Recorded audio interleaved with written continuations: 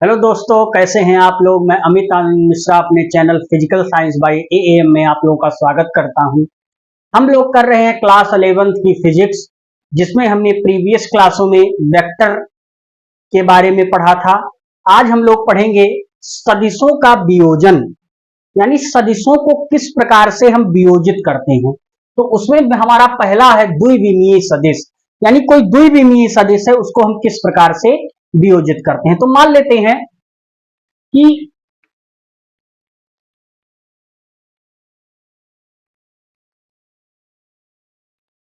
ये x है, y axis है, और यहां पर एक कोई बिंदु हम ले लेते हैं P, और ये बिंदु P इस मूल बिंदु से मान लेते हैं कि a मीटर, वेक्टर a, कोई वेक्टर a ले रहे हैं जिसका हम वियोजन करना चाह रहे हैं, तो a मीटर की दूरी पर है। यहां पर बिंदु P है। अब इस वेक्टर a का हम वियोजन करेंगे, तो वियोजन करने के लिए क्या करेंगे, इस वेक्टर, इस बिंदु से इसके इस एक्सिस पर, एक्स एक्सिस पर एक परपेंडिकुलर डाल देंगे, और वाई एक्सिस से भी इसके इस बिंदु से वाई एक्सिस पर भी एक परपेंडिकुलर डाल देंगे। तो मान लेते हैं ये बिंदु है टी, और इधर जो इसकी ए की जो डायरेक्शन होगी वो आई कैप होगी, इसकी जो डायरेक्शन होगी वो क्या होगी, जे कैप होगी। अब ये जो इसका ये वाला एक्सिस है, जो एक्स एक्सिस के साथ, अगर ये जो आपका वेक्टर ए है ये एक्स एक्सिस के साथ मान लेते हैं थीटा कोण बनाता है, तो हम लिख भी सकते हैं माना सदिश ए, माना सदिश ए यक्स तथा वाई घटकों में, यक्स तथा वाई घटकों में वियोजित करते हैं, वियोजित करते हैं, वियोजित करते हैं। अब आप ध्यान दीजिए, वेक्टर ए यक्स अक्ष के साथ, यक्स अक्ष के साथ थीटा कोण बनाता है, थीटा कोण बनाता है। तो इधर क्या हो जाएगा, इसका ये वाला, ये हो जाएगा ए एक्स, और इसका ये वाला क्या हो जाएगा, ए वाई हो जाएगा। तो अगर यहां से यहां तक की ये जो आपकी डायरेक्ट इसकी जो लंबाई इसको कंसीडर्ड करें तो ये ए वाई के बराबर हो जाएगी, और ये पूरी किसके बराबर हो जाएगी, ये ए एक्स के बराबर हो जाएगी, यहां तक की। अब हम बात कर लेते हैं कि ये जो आपका वेक्टर है, इसमें सबसे पहला हम त्रिभुज लेते हैं, ओ टी पी ले लेते हैं, त्रिभुज ओ टी पी। अब देखिए, ए एक्स और ए वाई, जो वेक्टर ए है, इस वेक्टर ए का जो मैंने वियोजन किया है ए एक्स और ए वाई में, ये इसका परिणामी वेक्टर है ए, और सदिश योग का जो त्रिभुज नियम कहता है वो आर बराबर क्या होता है, ए प्लस बी। तो इससे इसको क्या लिख सकते हैं, तो में हम ए बराबर क्या लिख सकते हैं, लिख सकते हैं ए एक्स प्लस ए वाई, यही तो लिख सकते हैं। सदिश योग के त्रिभुज नियम से ऐसा ही लिख सकते हैं।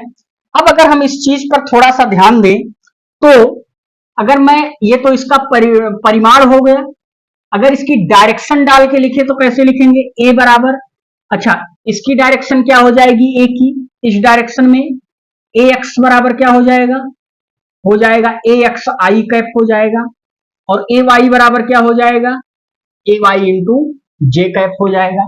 तो इसको अगर इक्वेशन नंबर 1 कंसीडर करें तो ए बराबर क्या लिख सकते हैं, ए x I cap plus a Y into J cap, इसको ऐसे भी लिख सकते हैं। तो ये आपका आ गया, इसकी डायरेक्शन भी हम समझ सकते हैं। अब ध्यान दीजिए, ये ए एक्स और ए वाई के मान कितने कितने हैं इसको हम समझते हैं। तो जरा ए एक्स को देखिए, ए एक्स का मान अगर हमको निकालना है तो हमको क्या करना पड़ेगा, देखिए इसका संबंध, तो क्या लिखेंगे कॉस थीटा, क्योंकि इससे संबंध लेना पड़ेगा परिणामी से ही।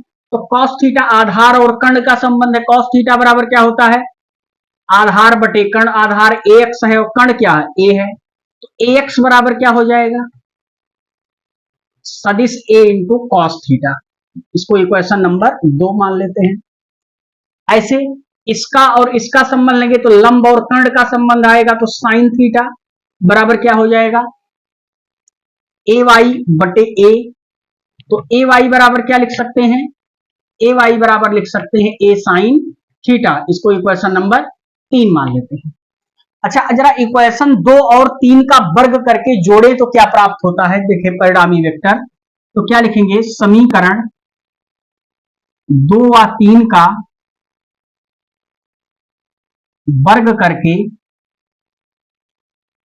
करके जोड़ने पर हमें क्या प्राप्त हो जाएगा, a x square plus a y का स्क्वायर बराबर a square cos square theta plus a square sine square theta. और आप जानते हैं कि a x square plus a y square बराबर ए स्क्वायर कॉमन ले लीजिए तो क्या आ जाएगा, cos square theta plus sign square theta, this will be 1। तो ए स्क्वायर बराबर क्या आ जाएगा, a x square plus a y square. और इसको क्या लिख सकते हैं, ए बराबर लिख सकते हैं अंडर रूट ए एक्स का स्क्वायर प्लस ए वाई का स्क्वायर। ये इसका क्या आ गया, परिणामी वेक्टर आ गया ए का। तो वेक्टर ए का ये क्या हो गया, परिणामी वेक्टर हो गया। अब हम बात कर लेते हैं कि इसका कोण कितना होगा, थीटा। तो अगर हम इसका थीटा निकालना चाहें तो क्या करेंगे, हम क्या करते हैं, समीकरण 3 में समीकरण 2 का भाग दे देते हैं। तो हम क्या करते हैं, समीकरण 3 में समीकरण 2 का भाग देने पर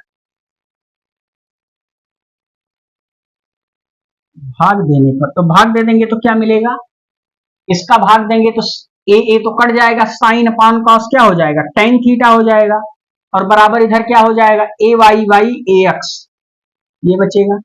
और थीटा बराबर अगर लिखना चाहें तो क्या लिख सकते हैं, थीटा बराबर tan inverse A Y by A X, ये वेक्टर ही है। इस प्रकार से हम इसके थीटा का मान भी निकाल सकते हैं।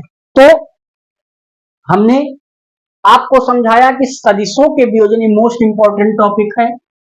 द्विविमीय सदिश का वियोजन किस प्रकार से करते हैं और इस द्विविमीय सदिश के वियोजन में क्या क्या फैक्ट हैं, उनको भी मैंने आपको समझाया। तो मुझे लगता है आपको अच्छी तरीके से ये समझ में आया होगा।